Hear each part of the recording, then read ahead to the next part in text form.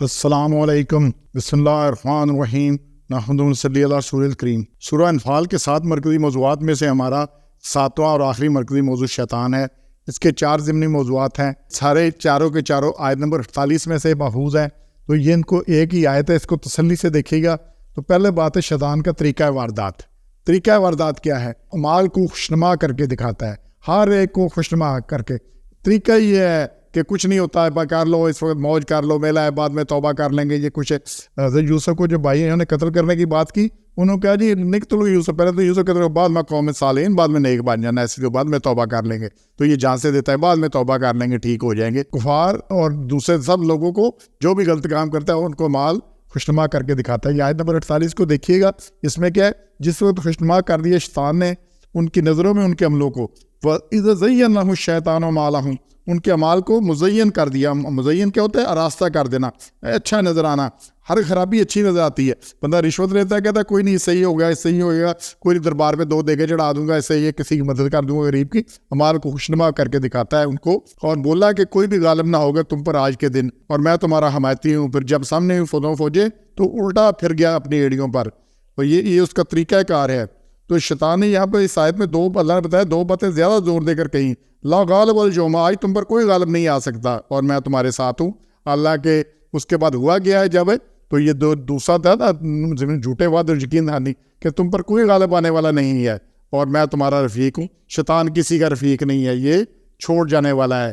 اور تیسرا ہے جی کہ دھوکہ، جب مقابلہ ہوا تو الٹے پاؤں پھر گیا اور کفار سے کھلا اظہار لا تلقی کر دیا۔ یہ سارا کچھ مقابلے میں یہ کھڑا نہیں ہو سکتا، لیکن اس وقت صرف یہ کیا ہے، یہ صرف وسوسہ دل میں ڈال سکتا ہے اور لوگوں کو سبز باغ دکھا سکتا ہے، لیکن بعد میں کچھ نہیں کرنا اس نے۔ تو یہی سارا کچھ یہاں پر ہوا۔ تو قریش کو بدر کے سفر میں، جب بدر میں قریش آ رہے تھے تو ان کو صرف بنو قرانہ سے خطرہ تھا، کیونکہ ان کی آپس میں قریش کی بنو قرانہ کے ساتھ دشمنی تھی۔ انہیں خطرہ تھا کہ کہیں بنو قرانہ مسلمانوں کی حمایت کر کے سارا کھیلنا بگاڑ دے۔ اگر وہ ایک قبیلہ بنو قرانہ نکل آئے مشکل ہو جائے گی مسلمانوں کو۔ اس وقت شیطان بنو قرانہ کے سردار سراقہ بن مالک کی شکل میں ابو جہل کے پاس آیا۔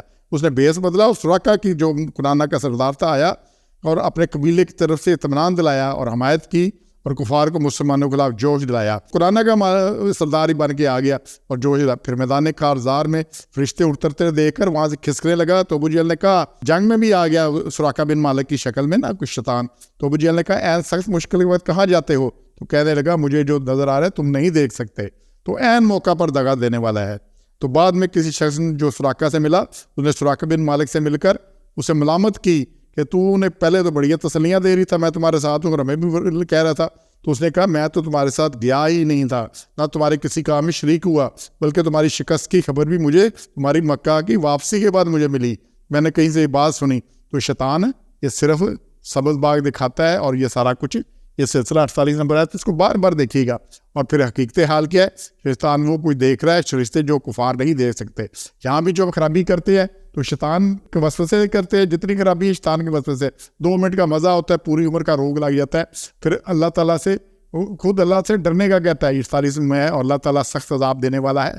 تو یہ یہاں پہ اس کو پتہ ہے کہ سخت عذاب دینے والا ہے۔ یہ ساری باتیں شیطان کے منہ سے اللہ نے کلوائی ہیں، اور یہاں پہ یہ بتائی ہے۔ اور اسی شیطان کا سلسلہ سورہ ابراہیم کی آیت نمبر 22 میں دیکھیے گا کہ قیامت کے دن بھی جب سارا کچھ ہو جائے گا، فیصلے ہو جائیں گے، اور 22 نمبر آیت کو دیکھیے گا، اور بولا شیطان جب فیصل ہو چکا سب کام، بے شک اللہ نے تم کو دیا تھا سچا وعدہ، اور میں نے تم سے وعدہ کیا تھا جھوٹا، اور میری تم پر کوئی حکومت نہ تھی مگر یہ کہ میں نے بلایا تم کو، پھر تم نے مان لی میری بات۔ کچھ الزام نہ دو مجھ کو، اور الزام دو اپنے آپ کو، نہ میں تمہاری فریاد کو پہنچوں گا، نہ تم میری فریاد کو پہنچو گے۔ میں منکر ہوں اس سے جو تم نے مجھ کو شریک بنایا، اس سے پہلے البتہ جو ظالم ہے ان کے لیے دردناک عذاب۔ تو قیامت کے دن بھی اس نے جب سارا ہو جائے گا فیصلہ، تو پھر لوگ اس کے پاس جائیں گے، دنیا میں بڑے چکر چلائے، اب بھی کوئی چکر چلاؤ، تو پھر ایک پیلے پہ چڑھ جائے گا اور یہ تقریر فرمائے گا کہ میں نے تم پہ کوئی زور نہیں تھا، میں نے صرف ایک وسوسہ ڈالا تھا، ایک لشکارہ کرایا تھا، تم خود ہی پہلے یہ چاہ رہے تھے۔ تو اس لیے شیطان کی یہاں پہ یہ اس کی حقیقت حال کیا ہے؟ جھوٹے وعدے کرتا ہے، دھوکہ دیتا ہے، اور طریقہ واردات ہے، اعمال کو خوشنما بنا کے دکھاتا ہے، لیکن حقیقت حال کیا ہے؟ یہ فرار ہے، خرابی ہے، جیسے کسی میں حصہ نہیں ڈالنا۔ تو سارا مسئلہ یہاں پہ کہ شیطان کے اس سے بچنا ہے۔ یہ بچیں گے تو بات بنے گی، نہیں بچیں گے تو پھر اس سے کے ساتھ چلے جائیں گے۔